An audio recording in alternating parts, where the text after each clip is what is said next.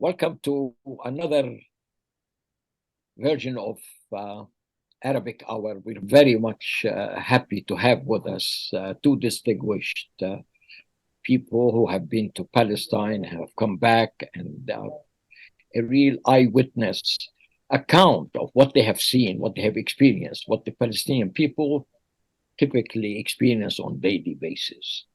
It seems like the Nakba has never ended. We continue to have major and very difficult times.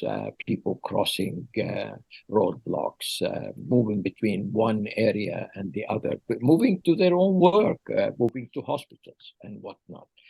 And the economy keeps unraveling under the major measures and decrees that hamper communication and travel and doing business on a normal basis. And this is not unusual. It has always been with us, but there are now many new developments that make whatever existed before and whatever difficulties Palestinians face all the more difficult and more challenging. We have with us two distinguished working people on the line, so to speak, despite the fact that they also bring a wealth of knowledge and experience. Dr. Jehad Abusalim, who's the executive director of the Jerusalem Fund, an institution that has been at the forefront of helping Palestinians back home. And with us also Dr. Amahl, Bishara, associate professor of anthropology at Tufts University, and has major publications, but two stand out, very relevant to what we will be talking about today. One is the Crossing Lines, Laws, Bullets, and Roadblocks to Palestinian Political Expression, Stanford University 2022, very recent. And Backstories, U.S. News Presentation on Palestinian Political Development, Stanford University 2012. Welcome, both of you. Dr. Jehad, let me begin with you. You just came back from the West Bank and experienced firsthand what the Palestinians experience every day. And there are changes now that have made the situation all the more difficult and challenging. The election of a right-wing, overtly racist government with settlers attacking natives, Palestinians in their homes and villages, burning, killing, and destroying things. Can you share with us what have you seen on the ground before and now, and what are the differences, and how would you rate these differences? Thank you so much, Dr. Atif, for hosting me. It's an honor to be back on Arabic Hour.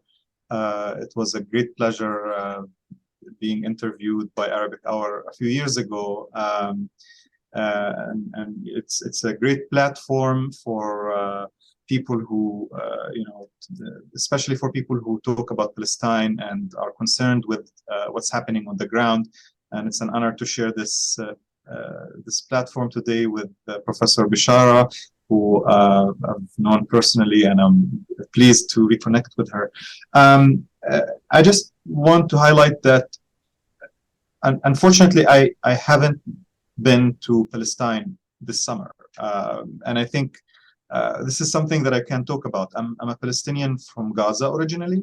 So by law, of course, Israel's lawless laws of the occupation and settler colonialism, just because I have a Palestinian ID that says I'm from Gaza, I am not allowed to enter the West Bank.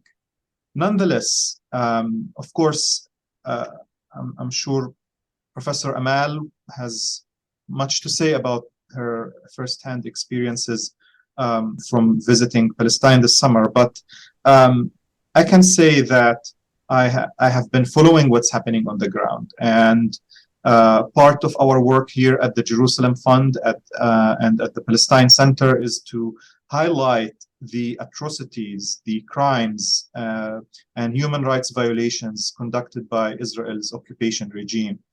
And this summer alone, we have seen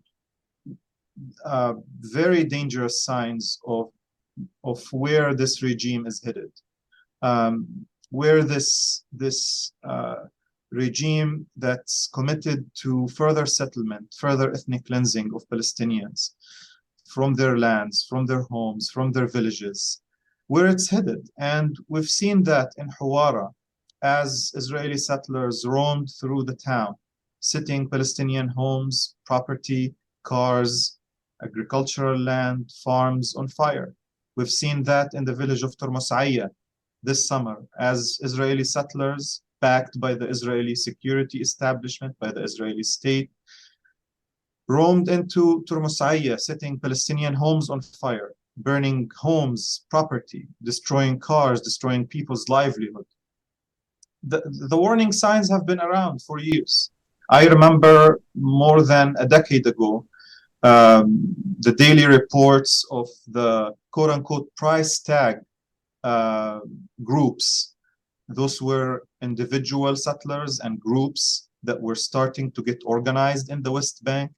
And they started by conducting attacks against Palestinian farmers. I remember every day on the news, there was a headline or two about an olive trees farm here, or an agricultural land there, about a village here or a town there that has been attacked by settlers, people's homes, property, and so on and so forth. This was a daily occurrence. What we're seeing today is an intensification of Israel's aggression against the West Bank. And they're not trying to hide anything. We have a right-wing government that includes people like Smotrich, like Ben Gvir, who talk casually and on a regular basis about the need to decisively end and liquidate the Palestinian cause. This isn't part of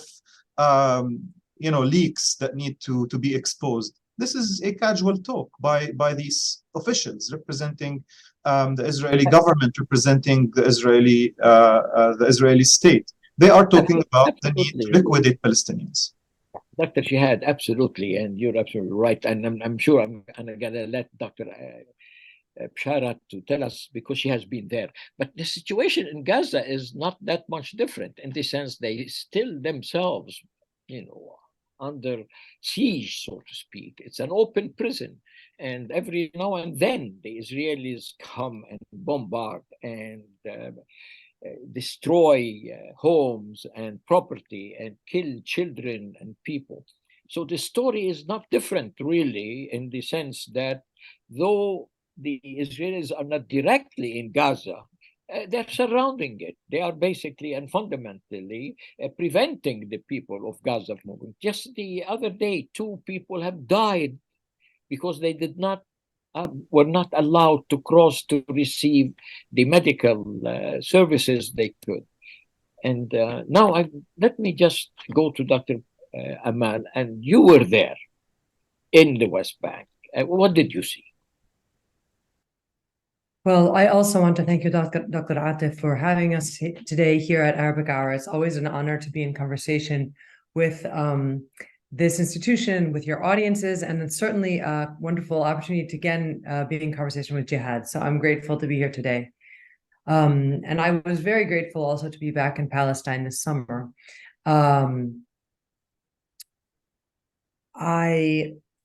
I think one goes back to Palestine, knowing what people have been through. I was there in summer 2022, and then again in summer 2023, and I recognize the great privilege that it is to be able to be there due to my personal passport statuses. But you go and you return, and you're thinking about sort of what has happened in the ensuing months, and to know the increase in terror, in the kinds of extrajudicial violence that are supported by not only the Israeli army, but also Israeli ministers, one approaches with great humility these Palestinian communities in struggle. And this is something that I had the opportunity to travel with some Palestinians from Aida refugee camp and a group of internationals as well to Nablus and to Jenin. And on the way into Nablus, of course, we drove through Hawara. Driving through, one feels so profoundly how those Palestinians living in Area C in places like Hawara are vulnerable at every day and every hour to this kind of settler violence. We see the pictures of how, settlers are in the streets attacking Palestinian cars and homes, and to see on that main road some of the damage from those attacks, and to imagine, how easy these attacks are to happen, not just due to the geography, but obviously due to the political and legal situation, is truly humbling. And then, of course, one passes through the checkpoint and one enters Nablus. And again, one is humbled by, the greatness of this big city, being in the old city with its tremendous history, and its ongoing presence of struggle. So I think for me, one of the striking things about this year was people's real sense of connection to some of the same experiences that had happened during the Second Intifada, in terms of armed resistance and also in terms of confronting Israeli military violence on a larger scale than Palestinians have confronted it since the early 2000s, since 2002 and 2003. So, being in Jenin also and listening to Palestinians talking about these Israeli raids that forced over 3,000 Palestinians from Jenin refugee camp to leave their homes to seek refuge, air raids, confronting this intense military violence, once again reminds us that, as you said, Dr. Atif, that the Nakba is continuing every day, and as is the struggle continuing. So it is really important to listen to the Palestinians on the front lines of these experiences, and to hear how they are coping and managing and continuing to live despite these ongoing threats. I mean, as you know, the occupier under international law has a responsibility to protect the civilians under occupation. Israel seems to flout all laws and all moral grounds about how do you behave as an occupier. I mean, when you attack civilians with air raids, and use the disproportionate power. And it's not just the settlers, it's even the organized army that is attacking and destroying and murdering and incarcerating people. So the situation is really absolutely mind-boggling when you think about it in terms of what one would expect in a world that is supposed to be civilized and where international law is supposed to be the ruling framework within which we operate. How do you react to the Palestinian Authority? Is it helpless? Is it compromising, in a sense, turning a blind eye? How would you rate the response of the Palestinian Authority to all these infractions and all these abuse of the Palestinians, if one might really describe it correctly? I think we see or to Dr. Jehad, whoever wants to answer this. I'll be more than happy to hear from Professor Amahl first, and then I can. Okay. I'll jump in to say, first of all, yes, I think the stunning and terrifying, being targeted by airplanes from above is horrific and terrifying. I also heard stories in Jenin of women being attacked by police, by army dogs, rather. So, we can think of the horrific violence from above, as well as the vicious violence that you find in your face, like in a completely different and even more immediate way, of soldiers with their dogs in your home, right? So indeed, it is the ferocious nature of this violence from so many dimensions and so many different technologies, modalities that characterizes this military occupation. In terms of the Palestinian Authority reaction, obviously there's been terribly inadequate. We see, unfortunately, Palestinian Authority security cooperation with the Israeli occupation. We see that Palestinian Authority, in that sense, is complicit with the Israeli occupation. It is doing nothing to protect Palestinians from this occupation. And unfortunately, Palestinian Authority leadership are only trying to protect themselves and their regime, rather than to protect their people, right? The very least that they should be able to do, so long after the Oslo Accords established the Palestinian Authority. We know that Mahmoud Abbas was elected to a 4-year term. Let me do my math, but I mean, over a decade ago, 15 years ago, basically, right? So, the Palestinian Authority has failed to protect its people. It fails to provide the democracy that it promised to its people. And, Palestinians know that. They know that viscerally, and they know that, with great details of analysis. So I can leave it there. And of course, I would love to hear what Jehad would like to add as well. Yeah, Dr. Jehad, a very embarrassing and a very humiliating incident took place in Hebron, in which 2 Israeli soldiers have asked women to disrobe and to walk naked, and knowing the area and knowing, the humility and the way we people in the region react to these things. How on earth could they get away with this? And what was the reaction? And why wasn't it a much larger, more vehement reaction to such a humiliation and such an infraction of the human right, not only of the Palestinian, but here particularly for women? Dr. Atif, this question is definitely important, and it connects with the previous question about the PA and about what is expected of Palestinians by the international community, mainly the United States and Israel's allies. Palestinians are expected to endure everything that Professor Amahl has described, the things that I mentioned in the beginning of this program. The incident that you mentioned in Hebron, Palestinians are expected to endure all of this: the humiliation, the degradation, the checkpoints, the loss of their country that's happening in front of their eyes, and the international community also does not expect them to say anything, to resist, to fight back, and I think there is fundamentally an issue of racism, dehumanization of Palestinians, that the international community thinks that Palestinians should be subjected to all these forms of humiliation and not react. At the same time,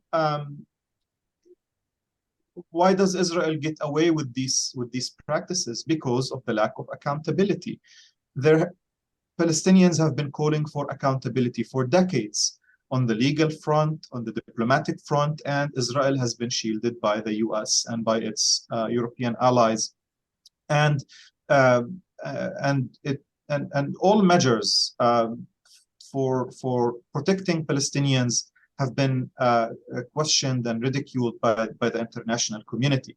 So I think we are dealing with a situation where there is an assault on Palestinians' collective and individual dignity. The fact that Israeli soldiers can walk into people's homes and humiliate them in this manner, that reflects the extent to which this occupation regime has reached in terms of its dehumanization of Palestinians, in terms of its willingness, how far it's willing to go, because it's not met with any form of accountability on an international stage.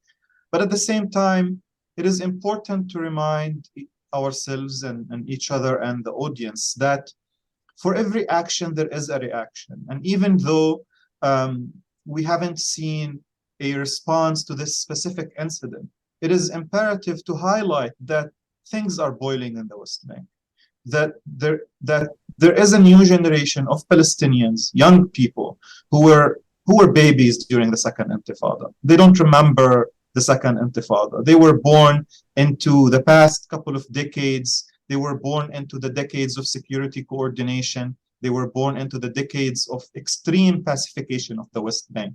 They have been born into the decades of witnessing the PA's role in turning Palestinian society in the West Bank into a defenseless society in the face of Israel's attacks and assaults whether by the military or the settlers. At the same time, this generation will not sit and watch this humiliation without any reaction. And we are seeing the signs of how this generation of young people are starting to provide their answer to all of these issues, to all of these matters, by saying that they are not going to accept humiliation, no matter what the cost will be. Yeah, absolutely. Thank you, Dr. Jehad. Let me turn to Dr. Amahl. The Palestinians are not totally forsaken by the West. They also, to a great extent now, and it's a new development, some Arab governments have turned their back on the Palestinians and are normalizing with the Israelis without any due regard to the responsibility of the Israelis to treat more justly and more with more dignity the Palestinians. How do you feel? What are your reactions to these 5 governments, and now growing, Bahrain, Sudan, Morocco, Egypt and Jordan and United Arab Emirates? I mean, what's your feeling about this normalization? What's motivating it? And to what extent this normalization is giving Israel another inducement or cover they can perpetrate their abuse of the Palestinians and the crimes against the humanity and the infraction against international law? Yes, I mean, this is not my area of specialty, but it certainly seems like capitalism is one thing that motivates these agreements, and also it means that our united struggle as Arabs and beyond needs to be for democracy, for the respect of the people's will. We see a lack, obviously, of democracy in so many places in the Arab world, and this is one of the things that leads to these kinds of agreements as well. I think that, many Palestinians have not held out hope from these states that they would be the ones to liberate Palestinians. But I do want to highlight on the international scene that, there is a new UN report that does stand out as another bright light, I think, on the realm of international advocacy. This report out, I think, just in the last few weeks on the legality of Israeli occupation of the occupied Palestinian territory. And it makes a strong case that the Israeli occupation was illegal from the beginning and is illegal now for a number of different reasons. And it's a report that also addresses Palestinian citizens of Israel and Israeli apartheid as it operates inside the Green Line as well as in the occupied territory. So I think that we can, while it's disappointing to see these agreements take shape, I think that we can look to the widening number of international institutions, human rights institutions, and institutions of governance that are standing firmly against Israeli apartheid. And in the case of this UN report, also calling for sanctions, economic restrictions, arms embargoes, the cutting of diplomatic and consular relations as answers to Israeli apartheid and occupation. So there's a bright side now as well on that international scene. Even and I'm sure that Dr. Jehad has more perhaps to say about that than I do, the Arab world than I do, as it is not my specialty. But let me just raise this question and maybe ask Dr. Jehad to respond to it. Apartheid in South Africa was met by major international reaction and ultimately forced the South African regime, apartheid regime, to change and to bring about the liberation, so to speak, of South Africa. Why is the world totally oblivious? We have Human Rights Watch, Amnesty International, the rapporteur, the human rights rapporteur of the United Nations, B'Tselem, an Israeli human rights things. Every one of them is now saying very bluntly and documenting cases and infractions by the hundreds that would make Israel absolutely an apartheid regime. Why isn't the world totally oblivious, quiet? And now, even as I said, Arab regimes are coming on stream, normalizing, and instead of standing up and creating a sort of a moral protection, at least for the Palestinians as they struggle to liberate themselves, not from the occupation only, but from this apartheid regime that has wreaked havoc on their lives, economy, livelihood, and every aspect of their life. Dr. Jehad, how do you explain this? I think the answer to this question has to do with what Israel stands for, and by extension, what kind of a world do these governments and regimes that you mentioned want to see or want to witness. And if we look at Israel today as a regime, and what it stands for. Israel stands for occupation, for ethnic cleansing, for militarism, for surveillance, for assaults on people's privacy, and as we saw with the Pegasus affair, Israel stands for anti-refugee sentiment, whether by denying the Palestinian right of return or by harboring anti-refugee sentiments against those who are escaping the different crises across Africa and the rest of the region, trying to seek refuge in historic Palestine, and are met by Israel's physical walls and its also racist attitudes towards refugees. Israel stands for authoritarianism, for building police structures that violate people's again rights and privacy and their ability to organize politically for justice and liberation. So if we think about today's world, a world where we are witnessing the rise of right-wing populism in places such as India, in different parts of Europe, as we saw here in the US just a few years ago, and the US is still grappling with the growth of these tendencies. This is the kind of world where Israel thrives. This is the kind of world that wouldn't hold Israel accountable. So by extension, this positions the Palestinian struggle, the struggle for Palestinian liberation, in the broader context for global struggles for freedom, for everything that opposes what Israel stands for. And that makes our task much more difficult, but makes it much more honorable, to be frank with you.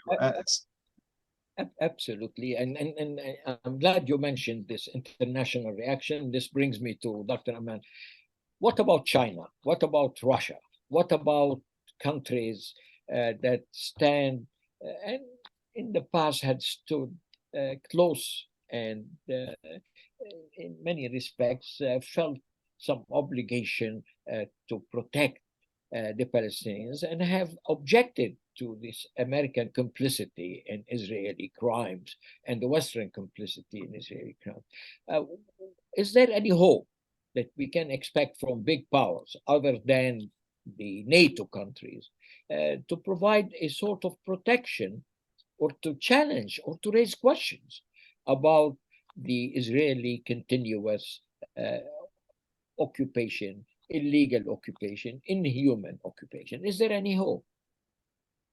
Well, again, I'm truly not a political scientist, but I will say that, I mean, we see how China is treating its own, treating minorities within its own borders. We see how they are perpetrating a massive system of surveillance and genocide as well against Uyghur populations in Western China.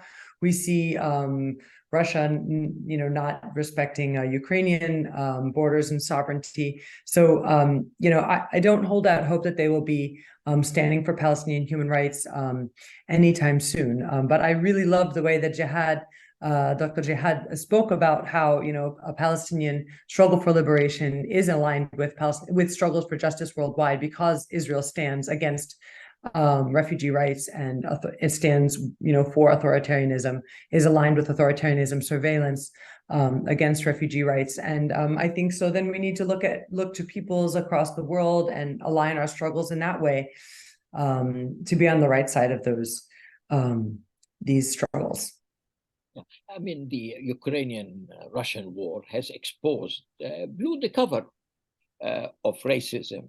I mean, what Russia is doing, in Ukraine, the Americans are calling it, and everybody's calling it. The Israelis have done it for 74 years.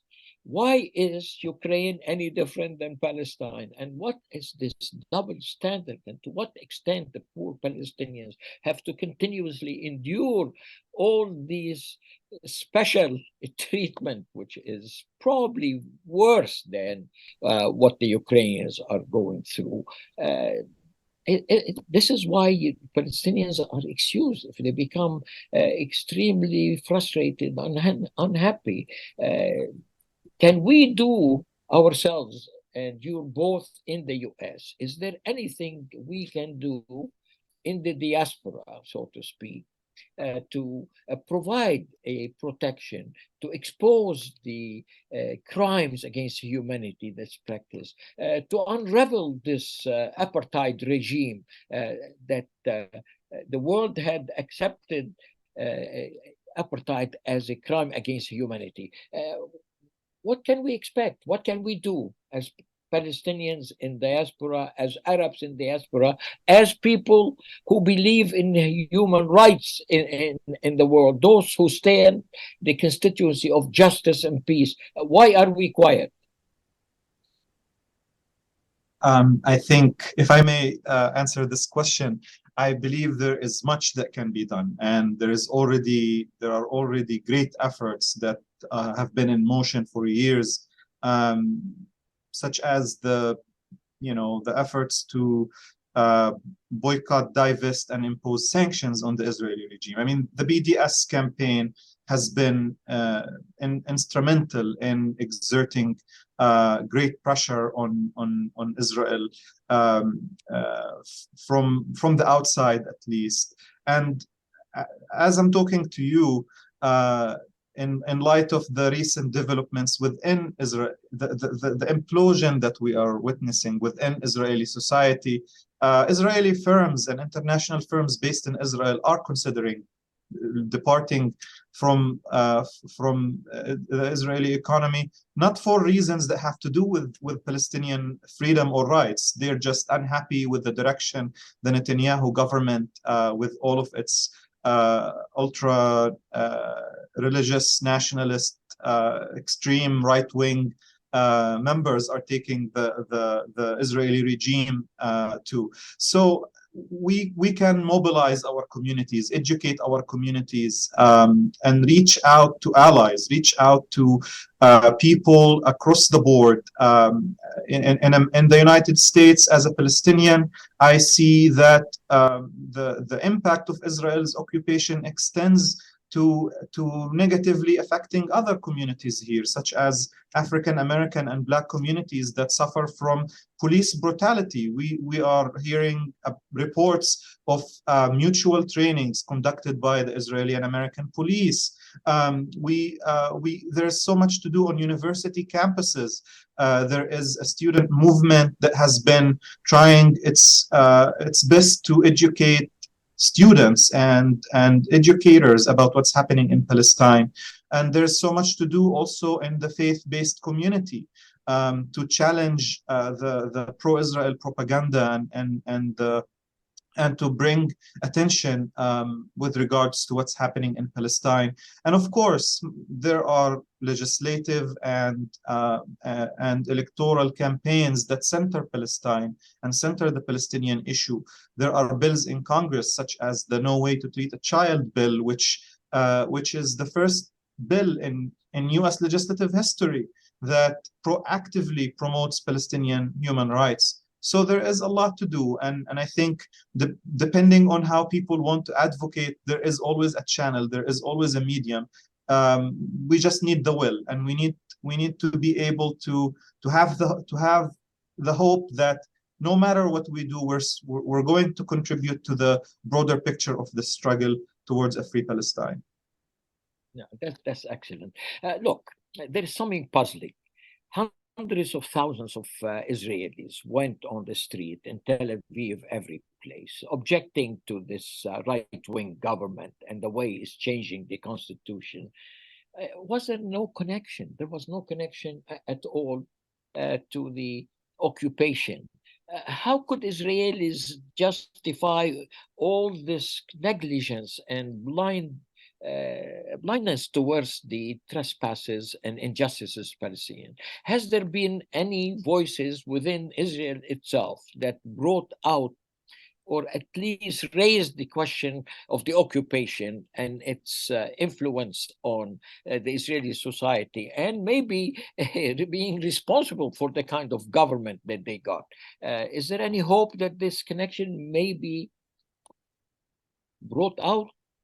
Connections made? Where do we stand? How do we explain this? I think we can look to the margins of Israeli Jewish society to find voices that are ready to be in solidarity with Palestinian struggles for liberation. Zochrot, for example, is an organization that is working to advance and deepen Jewish-Israeli understandings of the Nakba and of ongoing Palestinian displacement. So, we can find these kinds of grassroots connections and organizations that can work together. But it certainly is a dark moment when we see that the vast majority of those supporting, advocating for democracy in the wake of this new Israeli right-wing government are really advocating for democracy only for Jewish Israelis, as opposed to thinking about, much more broadly about democracy. Yeah, this is very sad, honestly. I mean, people who observe this new dynamism in the Israeli society are totally disappointed that the connections have not really been made. And to this extent, that it seems a perpetuation of the general premise here that, yes, Israel is a democracy, but only for Jews, but not for other people. And that's definitely raising red flags and lots of questions in the minds of many people who would have expected that there would be some connection. Now, there is another issue here in Congress in the US. Rashida Tlaib and her people, the 5-6 members who have formed a sort of a team raising these questions. Have they been effective in reaching out, making the Congress or the people of the US more sympathetic, more aware of the difficulties the Palestinians have served? Or are there forces that try and continue and succeed in silencing the Palestinian or raising issues about Palestine, always invoking anti-Semitism in a very vile and unacceptable way? Leave it to any one of you. Jehad, Dr. Jehad, maybe you would like to take a stab. Gladly. I think Representative Tlaib, I had the honor of speaking at a historic educational event that Representative Tlaib hosted on Capitol Hill in May this year, honoring the memory of the Nakba and featuring Nakba survivors. So to think about an event like that, within the broader context of the history of Congress as a very hostile institution, I think it was an achievement. It was a huge accomplishment that Palestinians and their allies managed to talk about the Nakba, to talk about the experiences of those who witnessed the expulsion in 1948. And here they are 75 years later speaking about an event like that within the halls of Capitol Hill. Of course, the event was canceled by the Republicans, and then we had to move to the Senate, and Senator Sanders hosted us in a very tiny room, but we had hundreds of people standing outside, even in the hallways, listening to Nakba survivors. So on a symbolic level, yes, on an educational level, yes, we are now having important conversations about Palestine on Capitol Hill. But of course, this isn't enough. And members of Congress, no matter how brave they are and how powerful they are, and we are really lucky as Palestinians that there are members of Congress like Representative Tlaib, Representative Omar, Representative Corey Bush, who are risking their careers and doing, courageously speaking up about what's happening on the ground on a regular basis, and what they're doing is very important. But at the end of the day, unlike our opposition, we count on people's power. We don't have the same resources AIPAC has. We don't have the same level of resources even liberal pro-Israel organizations like J Street has. That's why when it comes to Palestine, we rely on communities. We rely on people organizing themselves, organizing their communities, and making sure that their elected representatives know that Palestine should be part of the conversation, know that Palestinians and their allies as constituents should be taken into consideration when it comes to how they define their positions on Palestine. If communities remain silent, if constituents remain silent, those representatives will proceed with whatever lines are given to them by AIPAC and co. So I think it's a question of what kind, strategically for us, for Palestinians and their allies, what kind of efforts do we have to take in order for us to have our voices heard and for us to reach Congress, to reach policymakers in this country? And I think this requires a lot of efforts on the grassroots level. And it requires connecting with other struggles and with other communities in the US that share our values and share our vision for freedom and liberation for all. Yeah, absolutely. I just want to add one little footnote there related to Capitol Hill, that it's interesting to see that 15 Democratic senators have called on the Biden administration not to move forward with the visa waiver approval for Israeli citizens because there has not been a robust commitment or to grant equal treatment to Palestinian Americans. So I think that this is a new development where we see a somewhat wider variety of members of Congress thinking about not only about Palestinians and Palestinian human rights, but also about Palestinian Americans as an important constituency.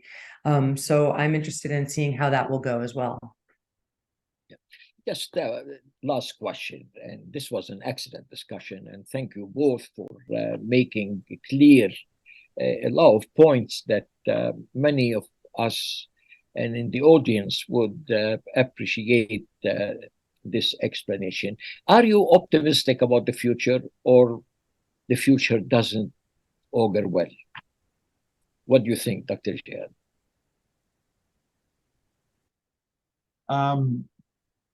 As someone who grew up in Palestine and experienced the Second Intifada, and I lived next to a settlement in Gaza, and I experienced two of Israel's major aggressions against the Gaza Strip and the early years of the blockade.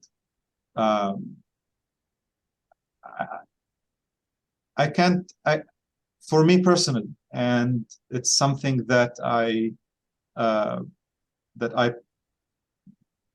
hold dearly is the idea of hope and being cautiously, have cautious optimism and thinking about the future in ways that that consider hope and consider optimism, but also consider action. And I think optimism is something that it's not that like abstract end that's not concrete. For us, it's clear what needs to be done. The task is very difficult, but we know what kind of work that needs to be done in order for us to reach our goals as Palestinians, to liberate our land, to liberate ourselves as people, and to reclaim what's rightly ours, to return to our land, to live in dignity and honor in our country. And I think I'm personally optimistic. I know that eventually we will triumph as people, because if we look at the decades of sacrifice, the decades of hard work that has been put into this, it's really hard to imagine that we will not reach this goal. However, the road is going to be thorny. The task is not easy. So I think with this kind of attitude, we should proceed as people, and we will get there. And the price is heavy, but so is, I think the price that we're paying now, living under Israel's occupation regime, taking so much from our dignity and freedom and ability to live normal lives, is worth paying in order to get rid of these chains. So it's optimism, and there is optimism and there is hope, and I hope that one day we will get rid of this occupation. Okay. We will overcome. Dr. Amahl. Yeah, thank you. I mean, I kind of want to echo much of what Dr. Jehad has said. One thing, for example, just to underscore the boycott as such an important means of putting pressure on Israel and making our voices heard, and also as a sign of hope, the American Anthropological Association just this summer, voted for a boycott of Israeli academic institutions by a margin of about 70% to 30% of those who voted. And this comes, several years after the association, we lost this vote by just a few dozen votes in 2015. So we can see a change in American public opinion by way of these kinds of votes. So that is a sign of hope for me. For me as a Palestinian, it's really important for me to stay connected to the sort of the specificities or the forms of loss that we're experiencing along the way, though. So, we started with Hawara at the beginning of this conversation, but I think it's really important to recognize that forcible dispossession and displacement of Palestinian communities is ongoing. So I do have hope for the future, but I'm holding also on to the grief and sadness that I see, as I know that really Palestinian lifeways are becoming more and more difficult every single day. I want to bring into this conversation the name of 6 communities that have been displaced and disintegrated, destroyed in the last 2 years. Those communities in the area of the Jerusalem Jericho Road are Ras Satin, Ain Samia, Al-Baqa, Al-Qabun, and then in the area of the South Hebron Hills, Khirbat Simri and Wadadi Tahta. These are small Palestinian communities where the Nakba of dispossession and losing land and losing ability to live one's life in the traditions that one holds dear of shepherding and so forth are being lost right now, right? So I do believe that we will find liberation, but I also hold how we're losing these important lifeways really month by month and year by year to so many factors. And I also want to hold up today, as we're beginning to close, the story of Walid Daqa, who is a Palestinian prisoner who's 62 years old, who served out his 37-year sentence and then was sentenced to an unprecedented and unheard of extra 2 years for attempting to smuggle cell phones into prison. He is suffering from cancer, terminal cancer. He may not make it through these 2 years of this additional sentence, which would end in March 2025. So I think it's really important that in these conversations, we remember Palestinian prisoners who, touch the lives of all Palestinians, really, because the rates of incarceration are so high, because Palestinians are in struggle, and because Israel criminalizes speech and so many different elements of Palestinian life. So thinking about Walid Daqa and his family today also gives me that sense of urgency, and reminds me that I want to stay in touch with specific Palestinian stories and struggles. And also, I was also really inspired by what Dr. Jehad said about, continuing to build with the struggles of people of color and others in this country, because I think that we do gain our strength and our energy there. So I just wanted to bring those few stories back in here. Yeah, thank you very much. This brings us to the end of this excellent and very rich discussion from two experts and people who are not just professors, but they are on the ground, so to speak, and they remain the voice of conscience in respecting and protecting the rights of Palestinians to a life of dignity and freedom. And I'd like to thank Dr. Jehad Abusalim, from the Executive Director of Jerusalem Fund, and Dr. Amahl Bishara, Associate Professor of Anthropology at Tufts University. And would like to also take this opportunity to thank Dr. Elaine Hagopian, who has been very instrumental in organizing this absolutely superb discussion, and look forward to more of these things. Thank you very much. Thank you so much. Thank you very much.